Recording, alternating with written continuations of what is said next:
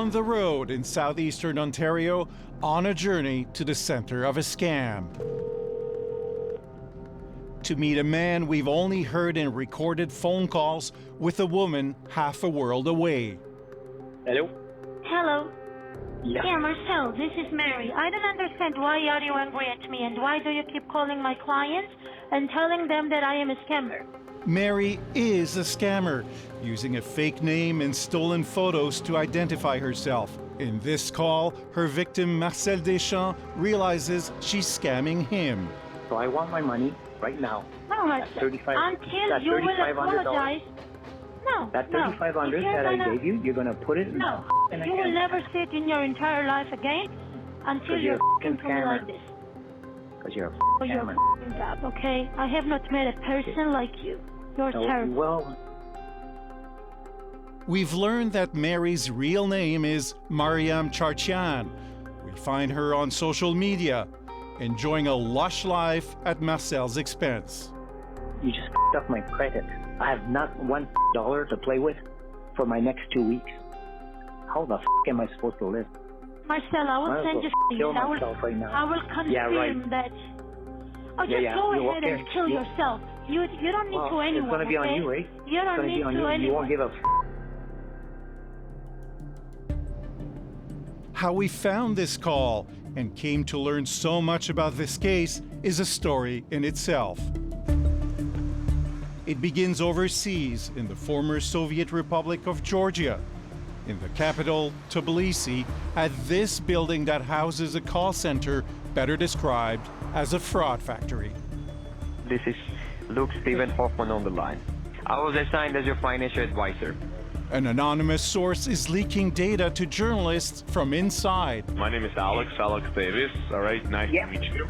A million recordings of scammers phoning their victims, pretending to be financial advisors. From this very moment, I'm going to be your financial advisor and expert. We'll make a lot of money together. Leaked screen recordings capture their computers in action. The scammers' own files detail their deceit as they promise big returns through phony investments. Well, I have a client who is from Edmonton, from Alberta, Canada. Canadians are some of their favorite targets. I remember you're in Montreal, in Quebec, right? All this extraordinary data is first leaked to Swedish broadcaster SVT, Hey friends, welcome to the call. who then shares it with CBC Radio-Canada and other media outlets. At one point, they were using Western Union. We're teaming up, along with the Organized Crime and Corruption Reporting Project, to track down the victims and unmask the scammers. I have a bigger client to deal with, so I need to go now. To scam with. We spend weeks analyzing 1,600 calls to Canadian victims and figure out the man in this one is Marcel Deschamps. Yeah, I can scam whoever I want, and it's You not don't your f***ing deal with. You scam them. It's not your business. Your life is ruined. You're a liar. But I'm really good at it. Right? You f***ing right you are. You bet you are.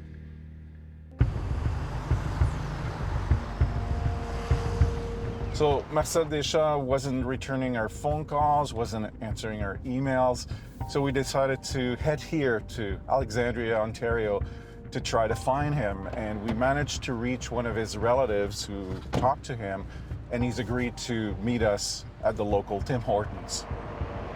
Marcel, Frédéric Zanuck from CBC Marketplace. Very happy to have been able to track you down here. You weren't answering our calls, though. Every day I get phone calls of fraud, and for sure I thought you guys were fraud also. Like, I was sure you weren't real. Marcel Deschamps was a factory foreman who worked hard to build a nest egg for his retirement. Those life savings are gone now, stolen through investment scams. That used to be my residence, this nice old Victorian home. And what happened? With the fraud, I had to sell everything and move to a small apartment, bachelor apartment now. Marcel lives here with his regrets. My life is totally different now, totally. I lost a lot of trust in people, faith in people.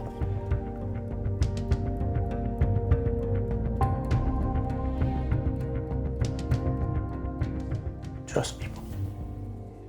Like so many others, Marcel's troubles begin with something he sees on Facebook similar to this.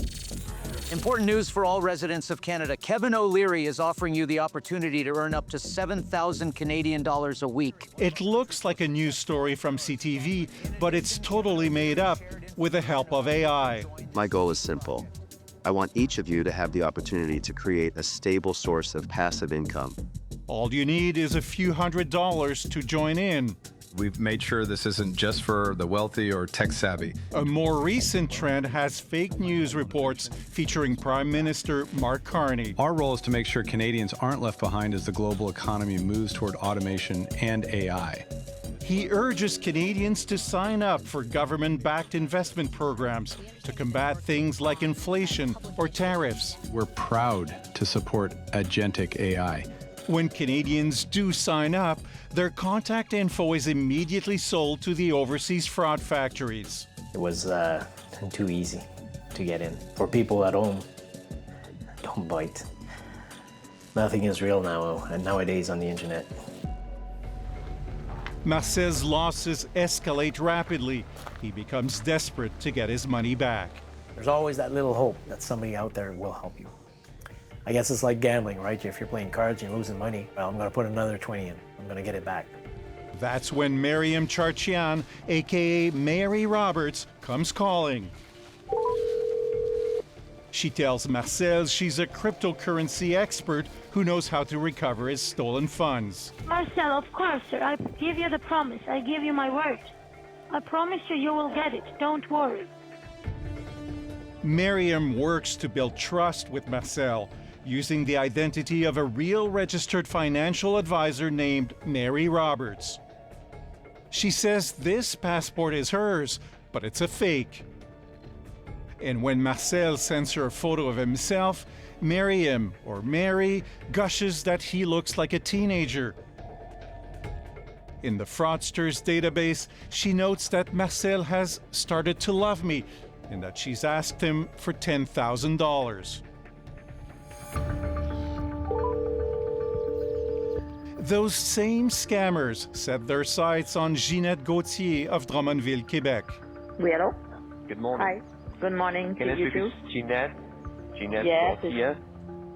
After she too responds to an ad for an investment scheme supposedly endorsed by a Quebec celebrity.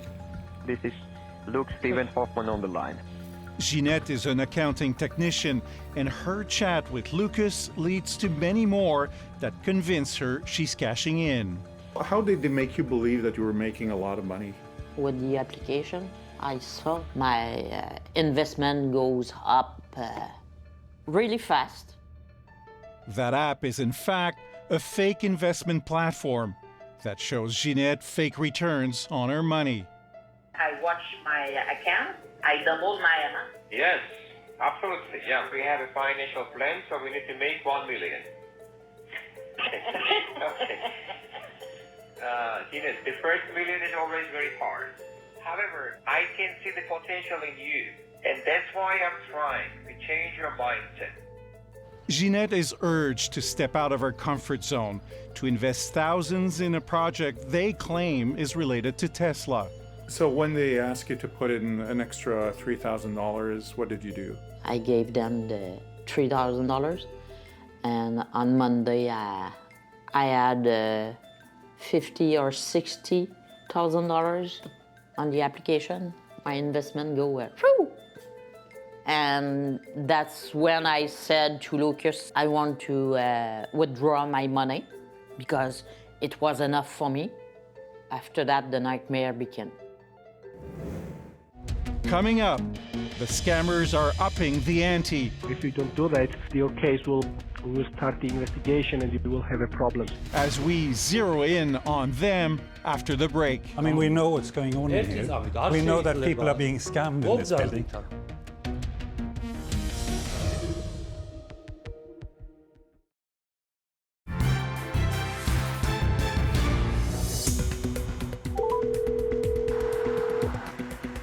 Hi, it's me again.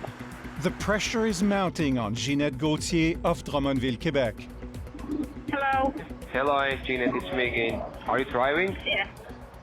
She wants to cash out profits from an investment she thinks is real, but in fact, she's getting scammed. Hi, Jeanette, this is Lucas Hoffman. How are you doing? These recordings have been leaked from an overseas fraud factory, and now they're telling Jeanette she needs to pay more. I don't have any money right now. I gave everything I have. The scammers are intimidating, claiming she may be under investigation for money laundering in the UK. I'm calling you from the Financial Conduct Authority. If you don't do that, your case will start the investigation and you will have a problems, ma'am. The constant demands for money push Jeanette to the breaking point.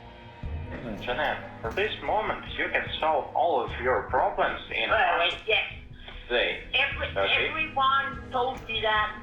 Yeah, so maybe you need They to asked listen me to for $5,000 and you will have your money. Oh no, you need to give 12,000 more. This is never finished. But because of you, all of you, I'm broke and I'm depressed and I just want to die, Charlie.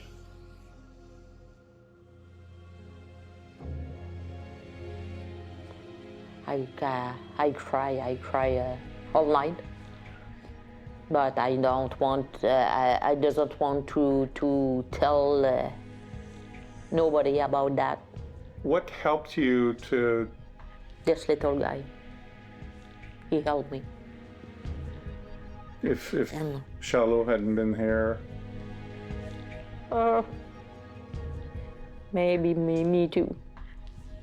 In total, Jeanette loses $20,000, half of her yearly income. To the scam artists working here in the former Soviet Republic of Georgia.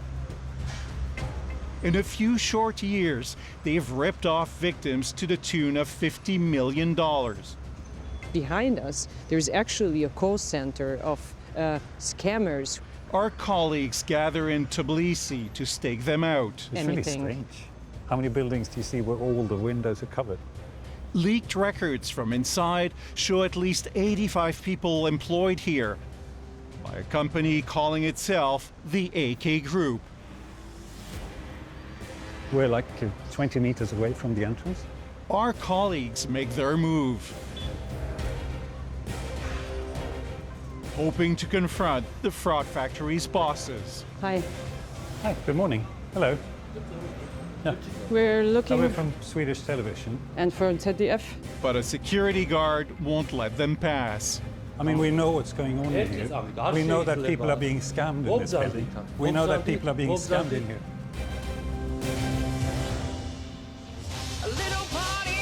If this video is an indication, the scammers aren't too worried.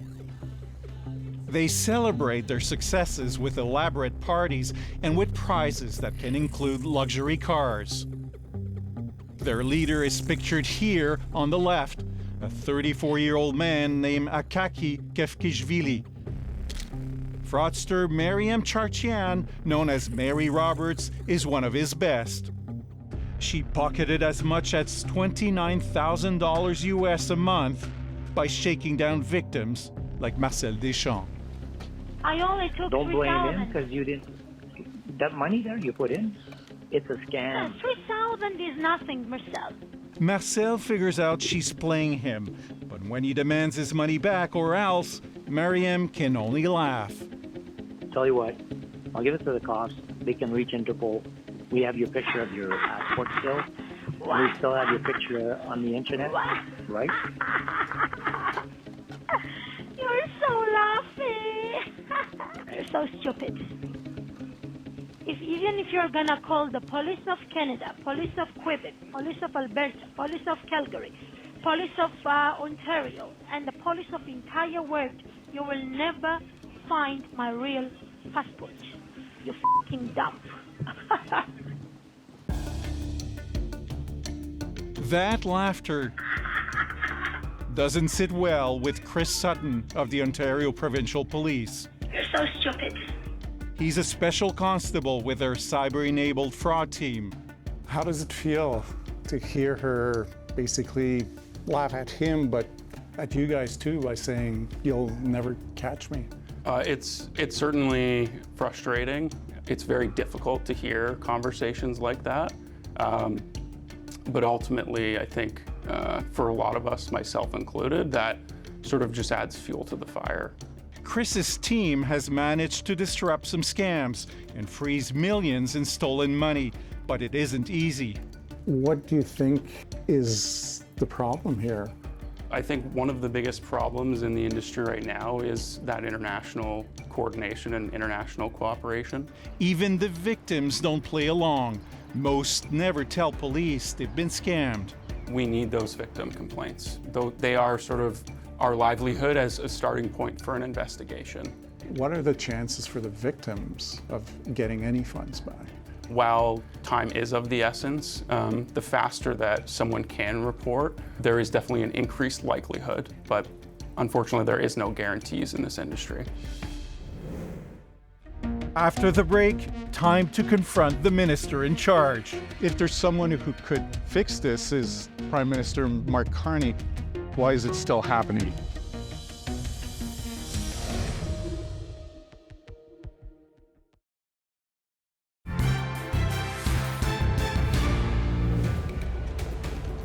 It's the dead of night in Tbilisi, and our Georgian colleagues are ready to confront the top dog of a fraud factory that's been scamming Canadians.